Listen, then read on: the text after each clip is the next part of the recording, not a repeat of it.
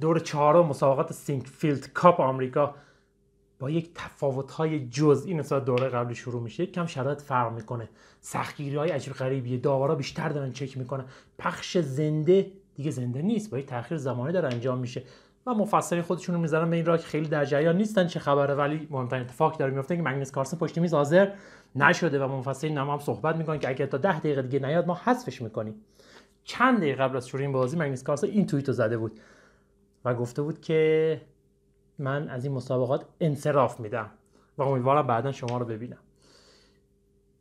خیلی توییت عجیبی بود و به علت اینکه یه سری از دوستان عزیز گیج و گول تشریف داشتن و مفسرین و کارشناسان و بازیکنان اونا گفتن که حتما دچار کرونا شده، ان شاءالله کسالت برطرف بشه. مگنس کارلسن اعصابش خورد شدید، فایده نداره. چند دقیقه بعدش توییت دومو زد که اگه من صحبت کنم I mean big trouble، خلاصه با کلیپی از خوزه مورینیو پخش کرد و خیلی واضح گفت اگه من صحبت کنم مشکلات اساسی برام به وجود میاد و این بود که دامن زد به این صحبت‌هایی که همه شنیدین احتمالاً در مورد تقلبی که مگنس کارلسن ادعا میکنه به صورت این مدلی، به صورت در لفافه، به صورت غیر رسمی که هانس نیمان در مقابلش انجام داده و اولین نفری هم که خلاصه آتش بیار معرکه شد هیکارو ناکامورا بود. بسیار سریع عکس العمل نشون داد، ریکپ کرد، یک چیزهایی رو بررسی کرد و خیلی جالب بود. اون کلیپ رو هم میتونید ببینید. اول ما بازی رو با هم دیگه ببینیم کدوم بازی بودی که در دور سوم مگنس کارلسن باخته و اعتقاد داشته که حریفش تقلب کرده و این هانس نیمان اصلا کی هست. در انتهای ویدیو در مورد هانس نیمان و روند رو به رشد بسیار عجیب و مشکوکش بیشتر با هم صحبت میکنیم. خب بازی با D4 شروع شد. مگنس کارلسن سفید هست و هانس نیمان سیاه هست. D4 اسب F6 C4 E6 اسب C3 و فیل B4. خب نیمزو هندی و اینجا مگنس کارلسن J3 رو بازی میکنه. J3 جز چیزایی که مگنس کارلسن تقریبا اصلا خیلی کم بازی میکنه، اگه بازی کرده باشه خیلی کم J3 رو بازی میکنه. لاین استاندارد مگنس کارلسن نیست. حالا این نکته داره که دارم میگم کم بازی میکنه چون در ادامه اتفاق جالب تو بازی میفته. آس فیل در C3 پیاده در C3 پیاده در C4 اسب F3 و C5. لاین خیلی شارپی هم نیست. بله پیاده در D4 و وزیر در D4. خب اینجا اسب C6 کرده و پیاده C4 رو پس گرفته. پوزیشن ما در این پوزیشن دقیقاً هستیم. پوزیشن نرمالی هست نسبتاً، اما اتفاقات جالب کم کم شروع میشه به افتادن. من یک نکته رو بگم، هیچ موقع انتظار نداشته باشه که مگنس کارلسن اگر با یک انجین بازی کنه تیکه پاره بشه. اصلا محال ممکنه. انجین‌های حداقل تا الانی که ما هستیم نمیتونه، یعنی سبک بازی کارلسن جوری اتفاق نمیفته. شاید اگه مثلا علیرضا بازی کنه، علیرضا فیروزی یا مکسیم وشی یا لگرف بازی کنه، اینا تاکتیکی تر بازی میکنن، پوزیشن ها دینامیکش میره بالاتر و انجین‌ها خیلی قوی میشن. مگنس کارلسن اصلا استیل بازیش جوریه که بخواد ببازم اون مدلی نمیبازه، بازی فرسایشی میشه. این بازی هم بازی بسیار طولانی میشه. اتفاق جالبی که اینجا میفته، به زودی در واقع میفته، اینجا E5 میکنه حریف و زمانها رو شما میتونید ببینید. مگنس کارلسن 1 ساعت و 32 دقیقه وقت داره، هانس نیمان 1 ساعت و 18 دقیقه وقت داره. اینجا فیلم میذاره J5 و پوزیشنی که دیگه باید سیاه شروع کنه فکر کردن در موردی که میخواد چیکار کنه. حالا تا اینجا 12 دقیقه فکر کرد. زمان اصلی هر بازیکن 90 دقیقه بوده، به علاوه 30 ثانیه فیشر. بعد از حرکت 40 30 دقیقه به وقت اینها اضافه میشده. خب بعد از فیل J5 خیلی سریع، شما زمان رو توجه کنید، خیلی سریع اچ6 میکنه. در حالی که مثلا حرکت شاید فیل E6 که گسترش با تمپی است چیزی است که بیشتر به ذهن بیا شهودی تر باشه، خیلی سریع اچ6 میکنه. مگنس کارلسن بعد از 2-3 دقیقه تفکر رخ اف رو میذاره D1 و بعد از 3 دقیقه تفکر فیل رو میذاره E6. این حرکت فیل E6 خیلی حرکت خوبیه و بعد از بازی هانس نیمان ادعا کرد که من این رو تو اتودام دیده بودم از قبل و نه اتودای سالهای قبل، صبح دیده بودم، صبح بازی من دیده بودم. یکی از قسمت‌هایی بود که هیکارو ناکامورا خیلی بهش گیر داده بود، در حالی که هیکارو ناکامورا خیلی تاکیدم کرد که من در جایگاه قضاوت نیستم، نمیخوام، فقط دارم شواهد رو بررسی میکنم و اینها. ولی میبینید که بله مگنس کارلسن تا حالا J3 بازی نکرده. تو رو چه حسابی صبح امروز علم غیب داشتی حتما که اینجا به این فرم میرسین بازیتون و شما H6 فیل 6 رو تدارک دیده بودی. خلاصه خیلی حرکت خوبی فیل 6. بعد از اینکه مگنس با رخ میزنه تو D8 فیل در C4 رخ در A8 و رخ در A8. خب پیاده E2 زیر ضرب هست، شاه رو گذاشته. فیل J5 هم زیر ضرب بود البته و حالا شاه رو گذاشته خونه F1. حالا واقعا یاد بگیریم از آقای نیمان، چون آقای نیمان مگنس کارلسن رو جوری میبره که خود مگنس کارلسن حریفاش این مدلی میبرده.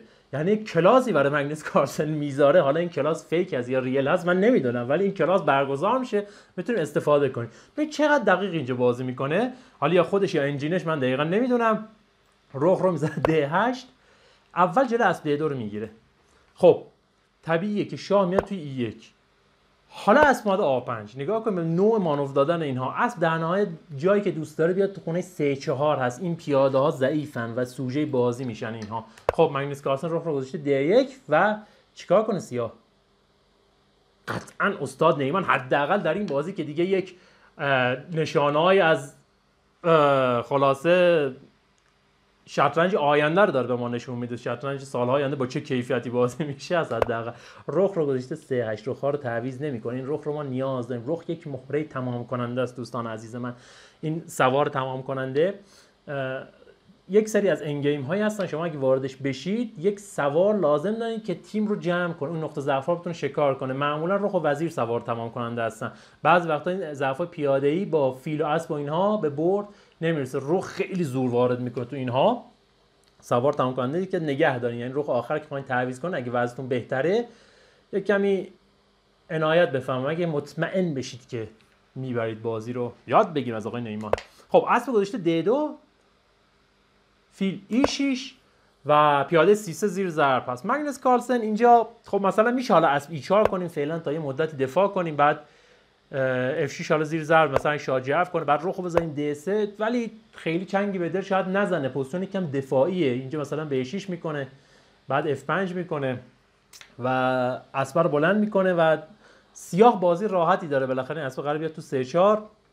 از اون بازیه که سرراست یک بازیکن با کلاس مثل مگنس کارلسن یا با کلاس از مگنس کارلسن مثل آقای هانس نیمن میتونیم بازی‌ها رو ببریم. مگنس کارلسن تصمیم میگیره که اکثر موقعا میگیرن و اکثر بازیکن قوی میگیرن، پیاده رو بدیم بره و به جاش جبران پیدا کنیم. این کاری که همیشه میکنن. و باز صحنه بعدی جذاب بازی، به نظر این صحنه هم جز جذابای بازیه که C4 میزنه، در حالی که حقیقتا شما دارین با مگنس کارلسن با سیاه بازی میکنین. بالاخره میدونین C4 بزنین، رخ در نهایت قرار بیاد تو D7. خب رخ قرار بیاد تو D7. این رخ میاد تو D7. خب و بازی پیدا میکنه سفید یک کمی. خب میشه الان نزنیم، پیاده C4 ضعفه.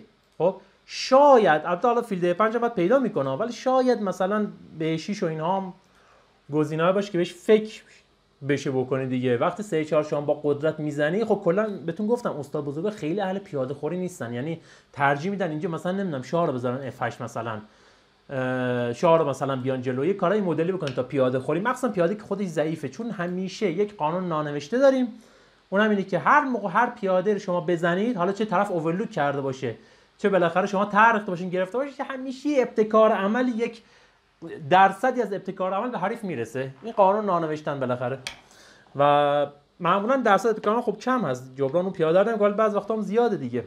اینجا با فیل میزنه، شما خیلی باید خیال راحت باشه که مگنس کارلسن داره بازی که مشکل پیش نمیاد. با اسب میزنه، با رخ میزنه و رخ کیش داده و حالا فیل گذاشته D5. حالا این رخ هم بیاد اینجا، خلاصه پیاده F7 و اینها زیر ضرب هستن. خب رخ رو برگردون C7، حالا رخ رو رفته A8، پیاده A زیر ضربه A6 کرد و حالا رخ رو گذاشته خونه B8. خب یک پیاده عقب سفید، به جاش رخش خیلی فعال از رخ حریفه و فعلا مهرای سیاه حرکت ندارن بکنین، اسب گیره. مثلا اگه اسب بیاد توی C6 خب با فیل میزنیم دیگه طبعا. اگه با رخ بزنه که خب رخ در B7 میخوره، اگه با پیاده بزنه که مثلا رخ میزنیم A8 و این پیاده A6 از بین میره، بازی مساویه دیگه. آخر بازی رخ، هر نوع آخر بازی رخ با وارد بشه احتمال تساویش خیلی زیاده، چون رخ سفید فعال، با اینکه حتی اگه یک پیاده عقب باشه تو این حالت که حالا پیاده‌ش هم پس میگیره و اسبو که نداره تکون بده. اگه مثلا پیاده B رو برونه، خب رخ مثلا میتونه بیاد A8 و پیاده A رو میگیره و این بازی حتما مساوی میشه دیگه.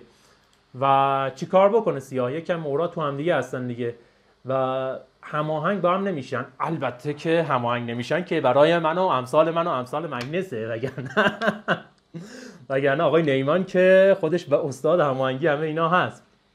اینجا F5 میکنه. حالا این جدا از شوخی واقعا در مورد این اتفاق میفته یا نمیفته و چگونه این تقلب انجام داده، اگر انجام داده باشه واقعا بحث زیاد هست، ولی واقعا طرحش قشنگه. یعنی حالا یه شطرنج خیلی قشنگ رو ما میتونیم ببینیم و شوخی کردم واقعا نسبت به این شدت قضایا سیستم ناکامورا که من اما قضاوت نمی‌کنم ولی خیلی تابلوه دیگه.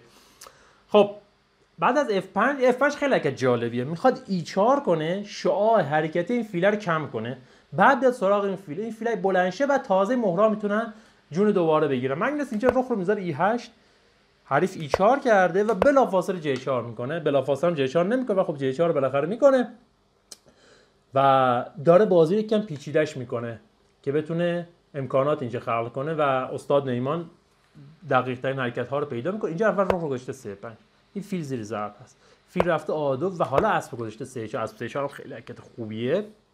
پیاده A رو اگه بزنه، مثلا ما اگه F5 رو بزنیم اون A3 رو میزنه، این دوتا پیاده دیگه بعیده کسی بتونه حریفشون بشه، دو پیاده رونده متصل رو.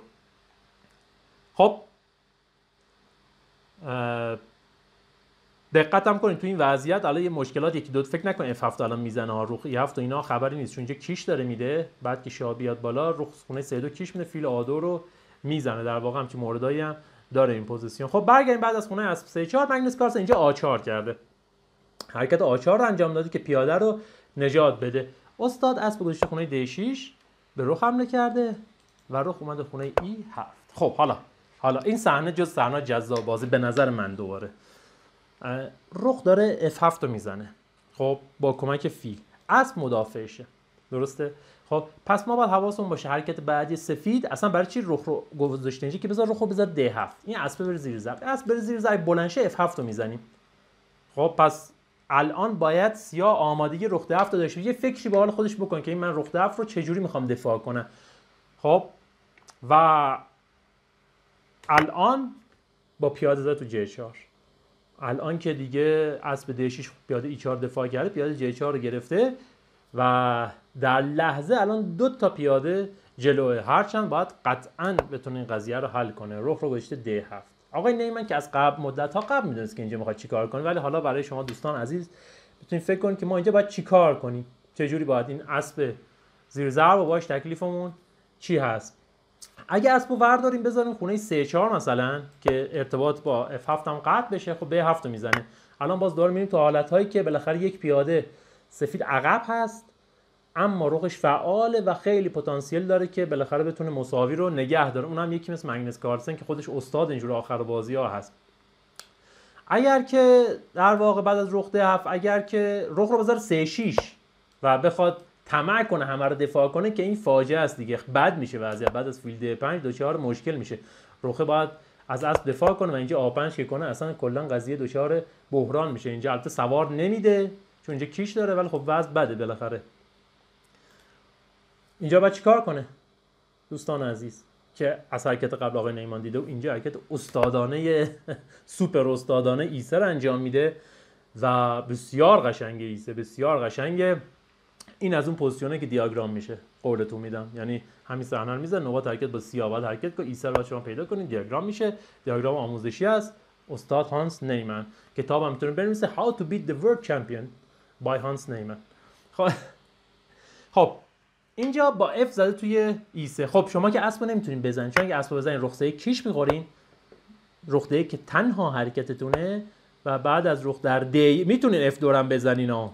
خب ولی بهتره که رخ بزنین تو D1 وقتی که زد شب بخیر شاه سفید و پیاده وزیر میشه. خب برگردیم به کار خودمون. خب بعد از E3 به خاطر تهدید ماتی پایین با پیاده زد تو E3 و حالا اسب E4. خب حالا ببینید اسب فعال شد، F7 با کیش زیر ضربه دیگه. آقای نیمان خیلی استاده و اینا رو تشخیص میده که هیچ مشکلی نداره، بزن تو F7 کیش شاه میاد بالا، شبیه میشه به حالا چیزی که در بازی اتفاق تو بازی اول شاه رو گذاشته F1، احتمالاً تو بازی در F7 هم بزن در نهایت بعد شاه رو بذاره F1 احتمالاً.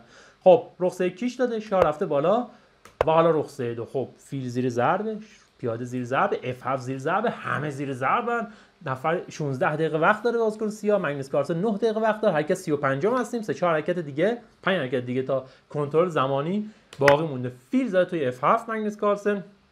خب رخ در 2 کیش، شاه J1 یه دو تا تکرار حرکت هم میزنه اینجا که یک زمان بخره در واقع و تکرار حرکت هم میتونه بکنه، مساوی هم میتونه بکنه. طبعا یه پیاده جلو هست آقای نیمان، پیاده هم جلو نبود خیالش راحت بود خلاصه.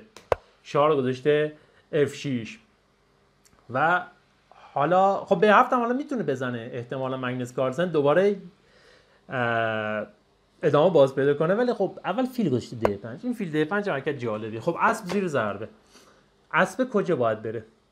چیکار بکنیم؟ اگه با رخ بزنیم توی E3، حالا با فیل میزنیم توی B7 و یک پیاده همچنان سیاه جلو هست، از اون پوزیشن هایی هست که مگنس کارلسن خیلی پتانسیل داره مساویش کنه. دقت کنید که پیاده A6 زیر ضرب هست و آخر بازی رخش خیلی پتانسیل داره مساوی کنه، نزدیک به تساوی خیلی هستیم تو این پوزیشن. خب حرکتی مثل اسب C5 هم حرکت بدیه، چون دیگه مشخصه شما هارمونی مهرات رو داری میریزی به هم با سیاه. از دید سیاه دارم میگم، خب داره مهرات دفاعی میشن، اسب داره دور میشه از اونجایی که باید باشه. مثلا رخ ضعف که انجام بشه، حالا اسب زیر ضرب، اسب چجوری دفاع بشه؟ مثلا اگه B6 کنه، یه حرکت خوشگل سفید داره اینجا A5، اصلا پوزیشن قشنگ نجات میده، واقعا بسیار هم عالی نجات میده. اینجا آقای نیمن رخ رو گذاشته D2 آچمز کرده مهرای سفید رو. خب این آچمزی که فعلا خطرناک نیست چون رخ F کیش داره. این شاه باید بره کنار. شاه دور که نمیتونه بشه چون سوار میده. شاه بیاد این ورم که اینو میزنیم. شاه در واقع باید بیاد توی J6 که رخ زیر ضرب باشه که B7 رو نشه زد. مگنس کارلسن دوباره برگشته تو همون پوزیشن قبلیش و حالا شانس های بیشتر. انجین ها میگن که در واقع باید اینجا رخ رو بذاره E7 یا F4 و بد هست ولی بالاخره از این رخ دف که خودش رفته بهتره. به نظرم رخ دف احتمال یعنی حرکت انسانی تریه و در واقع شاید هم انسانی تر نباشه، نمیدونم واقعا، چون اینجا حرکت قشنگی بازی کرد. چیکار باید بکنه سیاه؟ یعنی باید حرکت رو بکنه دیگه، اگه نکنه کار نمیشه. میتونه کیش و اینا بده ولی در نهایت باید چیکار کنه؟ در نهایت باید اسب بذاره J5.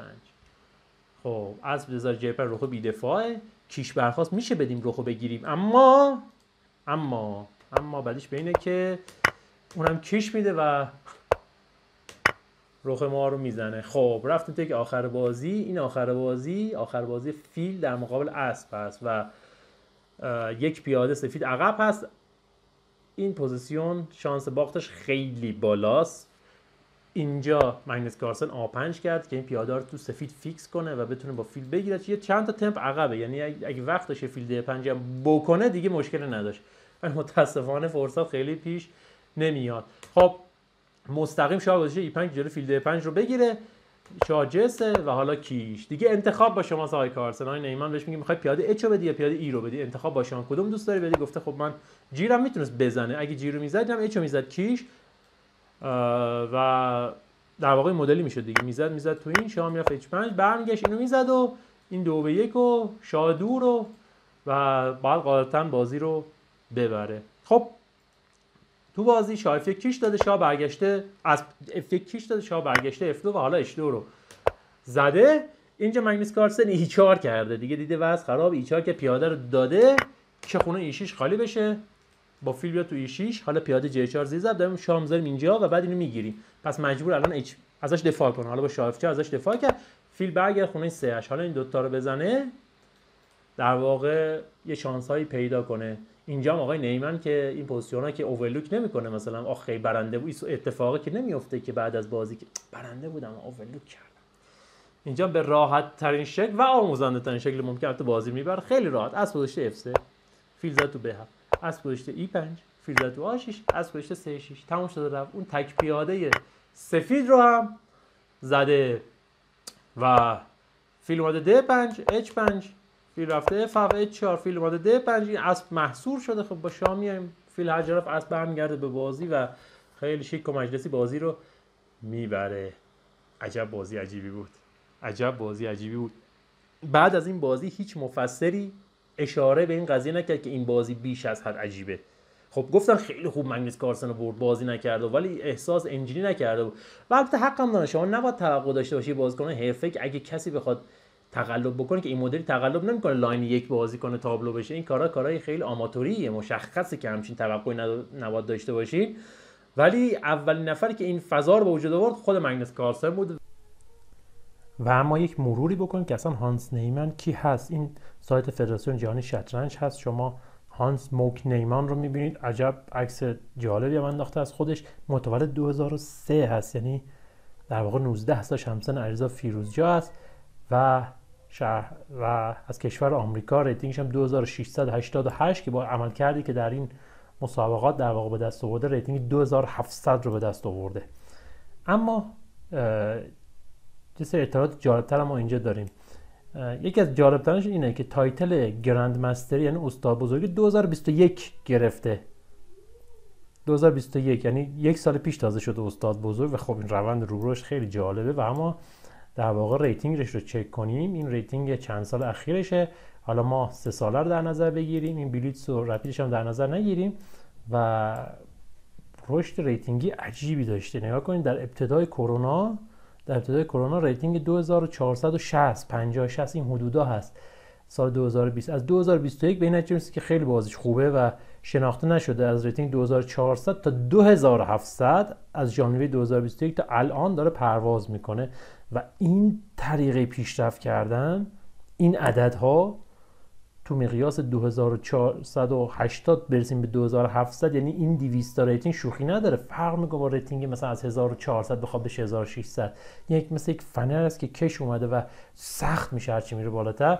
روند رو رشد بسیار عجیب و غیر استاندارد داشته. سابقه هم داشته که chess.com آیدیش رو به عنوان تقلب بگیره، هرچند این هم باز به تنهایی ملاک نیست که سایت آیدی بازیکن حرفه‌ای رو بگیره، اما خیلی شواهد کنار هم هست و بنده قضاوت نمی کنم، اما مثل آقای ناکامورا خیلی تابلوه.